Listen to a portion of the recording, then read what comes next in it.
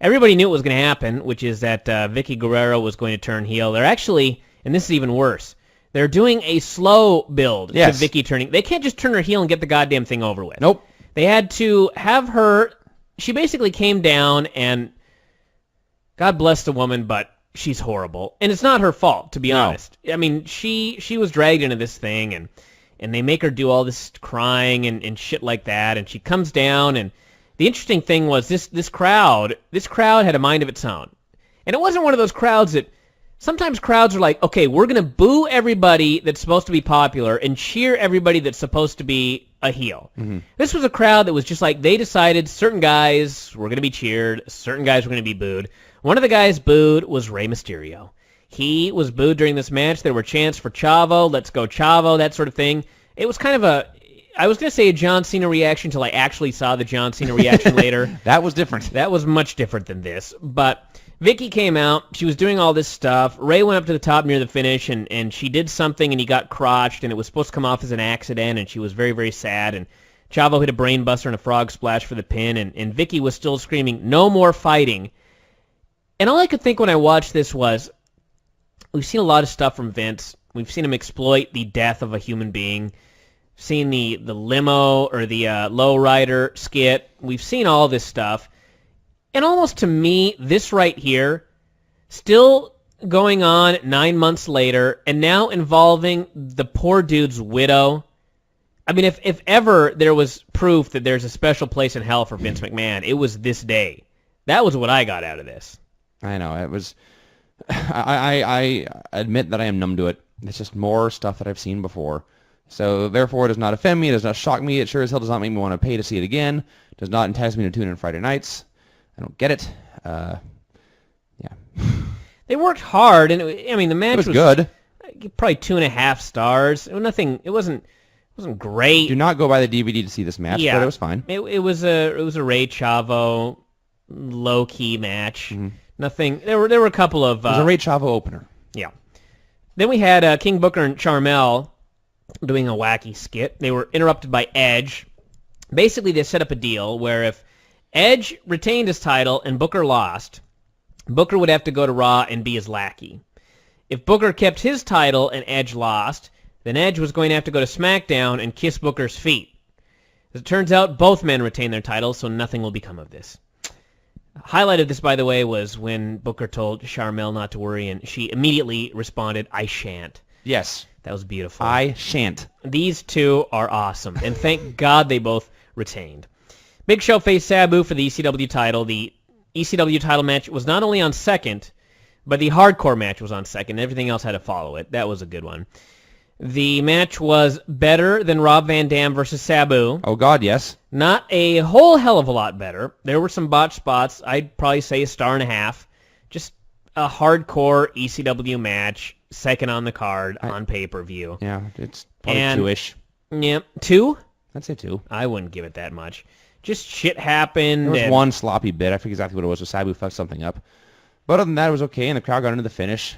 They did the big chokeslam through the table spot. Everyone liked it. Everyone was happy. It was fine for what it was. I didn't think they got that into it. They popped whenever something broke. Sort of like a Pavlovian. That may be a fair critique, but... The best spot of all was, instead of just putting Sabu through a table, the Big Show went out of his way to bring the steps into the ring. He took them apart. He put the steps about 5 feet apart, and he laid the table on top of them. So, essentially, he just created a shorter table. Yes. I don't know why. That was odd, too. It just took about 2 minutes of time just to kill, I guess. I thought he would at least set the table up and then set it up on top of the steps, so it would be 5 feet in the air, which I don't know why it would hurt anymore, but no, it was just a low table. I don't get it. That tells you about your ECW, by the way. The second match on the show was the ECW World Title match. They did attempt to make it up later by having a million guys run in from SmackDown and Raw to beat up DX, and the guy that finally helped get the heat was the ECW champion, but still, they looked like jobbers. One match on the show, and this was it. Next was Randy Orton versus Hogan, believe it or not. This was third on the show. And it was pretty much exactly what you'd expect from Hogan and Orton. Hogan is completely immobile, but for what it was fine.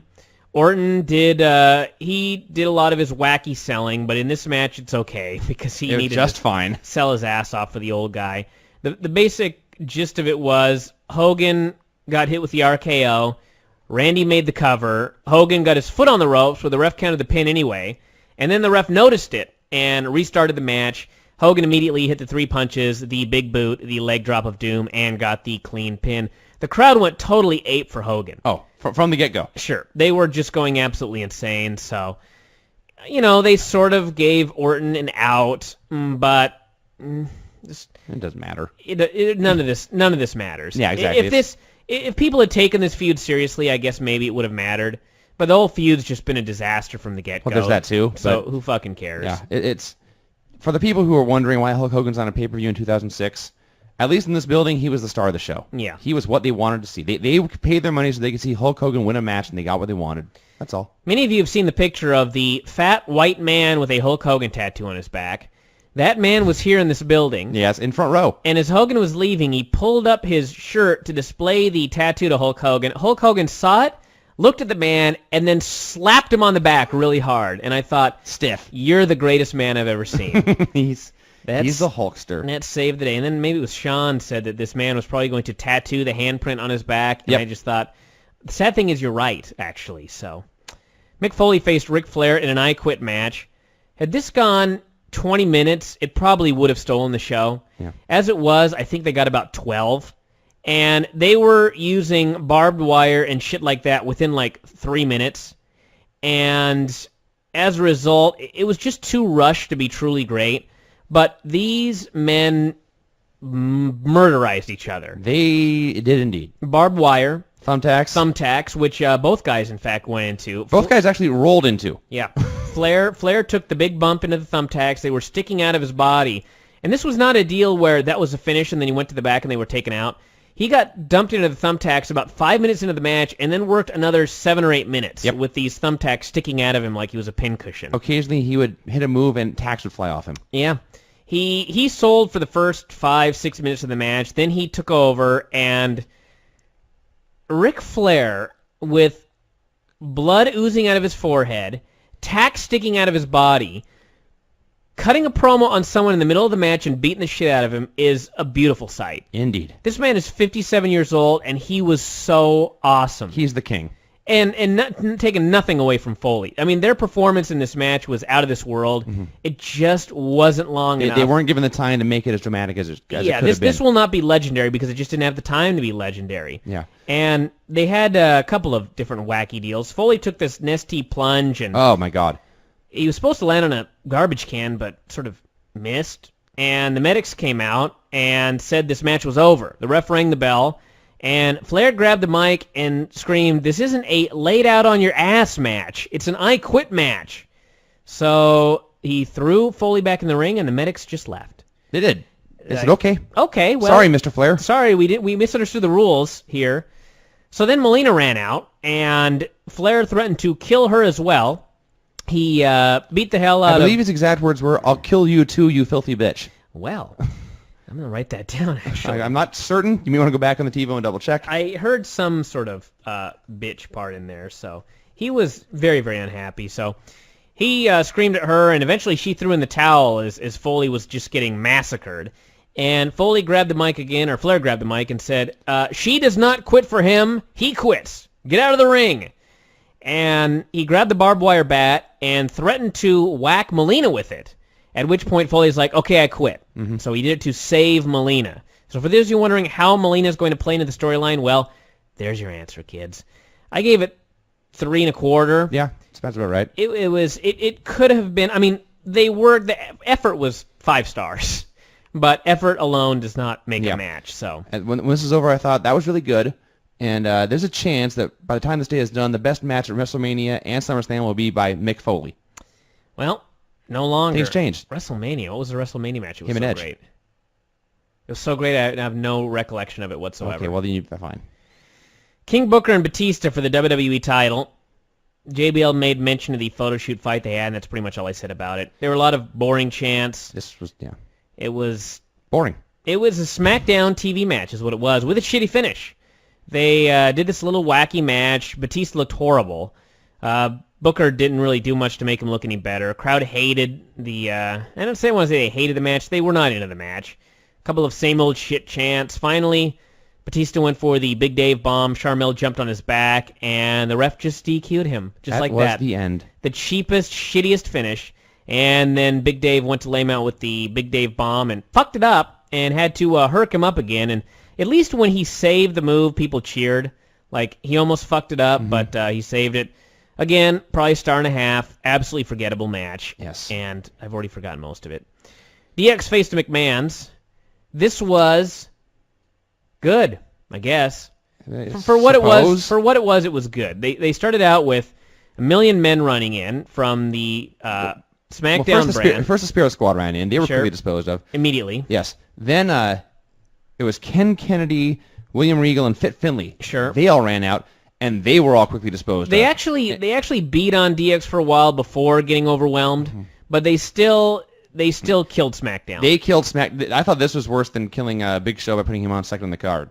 So this is probably the three top heels on SmackDown aside from Booker, and they had a 3-on-2 advantage and were still humiliated. So finally, Big Show came out, and then all the heels destroyed DX about 5-on-2, and they left. Hunter sold it like he'd been killed. Show put him through the table with a choke slam. So Shawn worked the entire match with Vince and Shane, and Vince did not look horrible. He didn't look any good, but I've seen him look a lot worse. Yes. And most of it was because Shane was doing all the work. But Vince had a couple of spots. They did a bunch of old school finishers. They did the heart attack, they did the demolition move, and then they went for the Doomsday device. Yep, and Vince played the power man on all three moves. Vince McMahon squatted, he did. He squatted Shawn Michaels up on his shoulders and got him up there fine. So anyway, they finally had Shawn make his big comeback. The place was going nuts. He finally tagged Hunter, who ran wild, and then out came Umaga. And who should even the odds but, unfortunately, Kane. And I say that because I was reading Dave's update as well, and he speculated that the man that might even the odds was Great Khali. And I was like, I can think of nothing that I would want to see more in WWE right now than Great Khali joining DX. And sadly, it did not happen. And really, that took the pay-per-view down another notch for me. I can see that. My expectations were raised. Khali doing cross chops and saying suck it would never get old. It would never get old, ever, in a million years. So ended up with the double finish where Shawn super kicked Vince right into the pedigree, and that was it. They had a spot where Shane went for the coast-to-coast drop kick and got super kicked in midair. They tried once again to emulate the Shelton Benjamin finish, and once again it failed. Yeah, it was a mess. We should mention they did do a brief skit before where Shawn and Hunter were shown telling someone that Vince said Umaga was the scariest guy on Raw, so we thought you should know. So they did set up the Kane run, and it was not just a random event. Well, I know it wasn't a random event, but I was just angry that... it was not Khali. Yeah. Got a new donation here, by the way, kids. $27.50 from Robert. Donation for the match. Please make the $2.50 go for a new can of Skol for Buddy Wayne. Sweet. I love that our friends here on the board are always thinking of us. You know what I mean? Well, what does this man need? Yeah, what is this man needs chew. He needs chew. Then we had Edge and Cena for the WWE title, which was the best match on the show. Yeah. These guys have great chemistry together. And the great chemistry is added to by the fact that the crowd hates Cena, loves Edge, and then there's the other half of the crowd that hates Edge and loves Cena, and so you had the awesome atmosphere. Two guys that work really well together. Good match. The gimmick was the title could change hands on a DQ. So there were a couple of spots where Lita tried to Lita tossed a chair into Edge. Edge caught it and then looked scared and shook his head no and tossed it away. Lita was at one point threatening to hit Cena with a belt, and Edge waved his hands off saying no, no, no, even though he was in the FU or the STFU at the time. Stuff like that. Which is, in fact, an STF. So it was a good match, and then finally Lita slipped some knucks on Edge's hand. Cena went for the FU, and Lita jumped to break it up, but Cena instead squatted both of them. And Cena's a very, very strong man, but he's going to hurt himself one of these days. He's doing too many of these. It's always like, we'll try and FU the fattest man in the company. We'll try and FU two people. Something's going to happen. It's inevitable. The thing on this one was he had a grip on Edge, but Lita was just hanging on top, and he had no control of her at all. So he just had to kind of throw her with just an explosion upward. And he got it done. I liked how that was not a DQ. She ran in right in front of the referee, jumped on the back. She got tossed off. Well, we've seen the what's it called? I know why. Yeah. I know why, but it's stupid. You don't get disqualified for a failed attempt to interfere. If this were an MMA match... That's what I'm looking for. If this were an MMA match and Kevin Randleman was fighting Mirko Cro Cop and fucking Mark Coleman hit the ring, but he got high kicked before he could do anything, I'm pretty sure that'd still be a DQ. They would certainly stop the fight for something. Particularly if the high kick caused Mirko Cro Cop to be distracted and Kevin Randleman hit him with brass knucks, which is what happened in this match. And Cena was pinned in his hometown. So I would just like to say thank you very much, everybody. I, in fact, did predict this on the front page. And I also predicted I would probably look like a fool, but I did not. Wow.